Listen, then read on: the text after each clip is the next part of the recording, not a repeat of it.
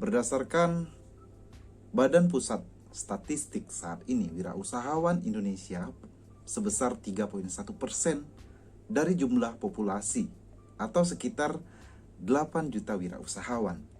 Angka ini dari tahun ke tahun terus meningkat.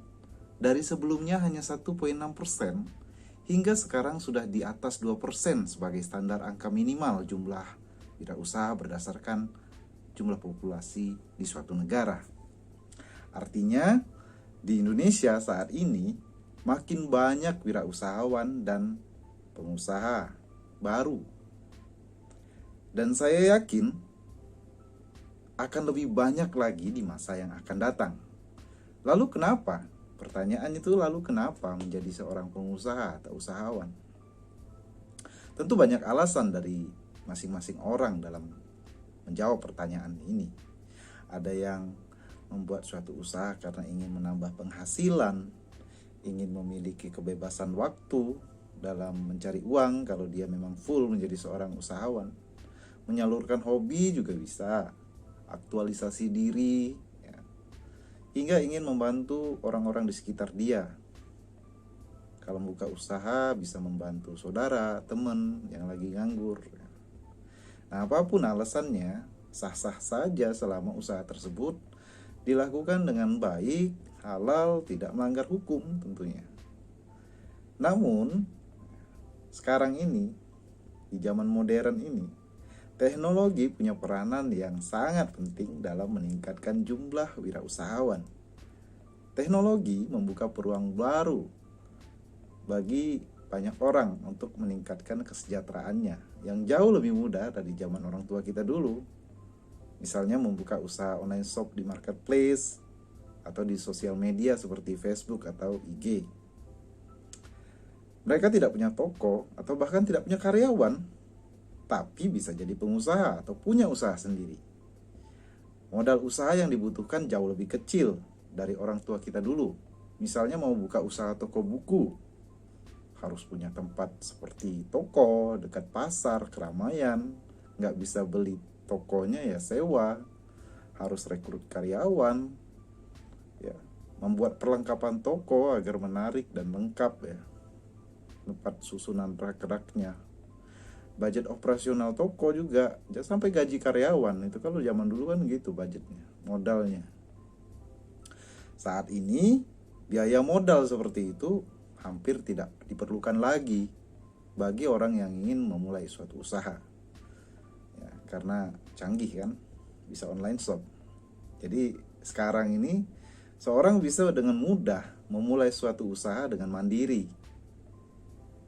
Teknologi juga memberikan peluang seseorang meningkatkan skala usaha dengan biaya yang lebih rendah dan upaya yang nggak terlalu besar. Misalnya seseorang yang memiliki toko buku tadi itu ada di Bandar Lampung, dapat pembeli di Aceh atau di Kalimantan, misalnya di Pontianak. Itu kan bisa saja dengan era teknologi sekarang itu terjadi. Nah, hal-hal seperti ini tidak terjadi di zaman dahulu. Kalau nggak buka cabang, itu nggak bisa jual dengan di luar kota. Nah, sehingga kemudahan-kemudahan di era teknologi sekarang ini bisa mendongkrak penjualan dan tentunya penghasilan dengan biaya yang sangat minim. Bertambahnya penghasilan melalui internet dengan jualan online atau menjadi seorang e-commerce bukanlah suatu konsep baru di zaman sekarang ini.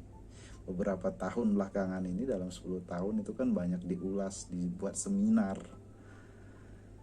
Ya, website tertentu juga mengulas, atau channel YouTube lain pun mengulas bagaimana menjadi kaya dari internet. Ya, selain itu, meningkatnya jumlah wirausahawan karena makin variatifnya kebutuhan banyak orang sekarang. Zaman dulu, ya, nggak ada yang namanya tahun 90-an itu nggak ada yang namanya santan kara. Tinggal gunting, tuang jadi masakan. Nah, jadi orang zaman dulu kan nggak perlu namanya santan kara. Sekarang perlu banget, karena kita zaman dulu orang tua kita kalau pengen masak yang ada menggunakan santan, pohon kelapa ada di belakang rumah, Mau bikin santan tinggal punya ada parutan sendiri, bikinlah santan. Zaman sekarang ya nggak, tinggal beli ke minimarket, sudah ada santan siap saji, dan itu diperlukan sekali sekarang. Zaman dulu juga kita nggak perlu kuota internet toh, orang HP-nya aja HP telolet, yang bisa nelpon aja udah untung, nggak bisa pakai internet ya udah. Jadi zaman sekarang kita lebih mementingkan kuota internet, wifi bila perlu. Sama seperti orang zaman dulu itu, zaman bapak-bapak kita itu, kedai kopi itu yang untuk ngopi paling banter makan pisang goreng, ubi goreng gitu. Zaman sekarang yang namanya kedai kopi itu, kopi ya, kafe, bisa untuk ketemu rekan bisnis, bisa untuk ngantor malahan. Sama seperti kayak gym, tempat kebugaran gitu. Zaman dulu kita kalau nggak sekolah di kantor gitu. Untuk nge-gym sekarang orang pada buka. Nah, kemudahan mendirikan usaha sekarang ini juga karena makin terdistribusinya keuangan yang lebih baik ya. Saya nggak bilang antara kaya dan miskin. Ini terdistribusinya uang sekarang ini lebih cepat. Lebih banyak yang bisa merasakan uang itu melalui dirinya lalu berputar lagi. Ya, jadi lebih baik sekarang. Dulu orang yang dikategorikan banyak uang, kaya itu kalau rumahnya gedong 2 tingkat, kalau acara 17 Agustusan di kampung itu dia nyumbangnya paling besar gitu. Punya mobil. Zaman sekarang karena terdistribusinya keuangan lebih baik sekarang ini, orang kalau ada dalam suatu lingkungan itu sumbangan 17-an Agustus acara gitu kan, semuanya sama nyumbangnya. Berlomba-lomba juga pada update gadget tercanggih yang baru yang harganya jutaan, udah gak heran lagi. Masing-masing rumah itu paling tidak punya 1 motor. Di tempat kota tertentu masing-masing punya mobil bahkan. Jadi makin terdistribusinya keuangan lebih baik, ini makin memudahkan orang untuk memulai suatu usaha. Contohnya yang sering saya bahas itu Santara ya.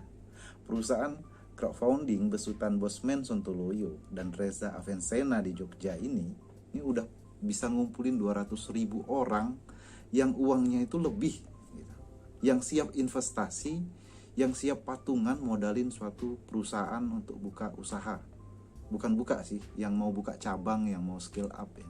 Yang kebetulan perusahaan itu yang menerbitkan sahamnya di Santara nggak punya modal, jadi dimodalin tuh banyak sama orang-orang yang tergabung di Santara. Nah, di zaman dahulu hal seperti ini ya, mau investasi, modal patungan sulit terjadi, dan memang nggak ada mungkin kemudahan-kemudahan seperti ini, sehingga makin banyak orang yang ingin menjadi seorang wirausahawan dan investor tentunya. Salah satunya mungkin kita dan Anda. Kedepan saya akan tetap bahas bagaimana mendirikan sebuah usaha rintisan dan cara membagi sahamnya. Jumpa lagi minggu depan. Kalau tidak ingin ketinggalan, silakan subscribe dan tekan kode loncengnya. Sampai jumpa.